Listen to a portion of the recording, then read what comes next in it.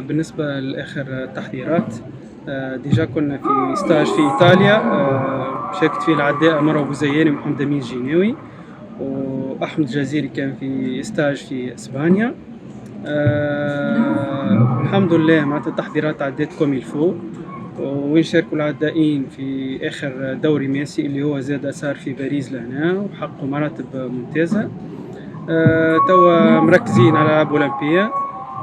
كل شيء قرب الهدف، قرب الكومبيتيسيون. تنطلق إن شاء الله نهار 4 أوت، مشاركة العداء مروة بوزياني في اختصاص 3000 متر موانع.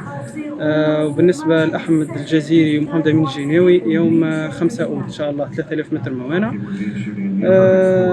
نصف نهائي. وبالنسبة إن شاء الله يتمكنوا عدائين من أنهم يترشحوا للنهائي اللي باش يكون بالنسبة لمروة بوزياني يوم 6 أوت، ومحمد أمين الجناوي وأحمد الجزيري إن شاء الله 7 أوت. بالنسبة لمروة بوزياني هذه تسمى ثاني مشاركة لها في الألعاب الأولمبية بعد طوكيو.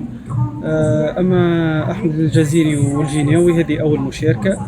الهدف الأولاني للعدائين هو البلوغ نهائي 3000 متر موانع، هذا الهدف الأولاني. وإن شاء الله إذا تمكنا من بلوغ النهائي باش نخمو في كلاسمون باهي، سورتو إنه معظم العدائين وقع الاحتكاك معهم في مجموعة من نطاقيات الدوري الماسي اللي آخرها في باريس، وولادنا تحققوا مراتب ممتازة وأوقات ممتازة.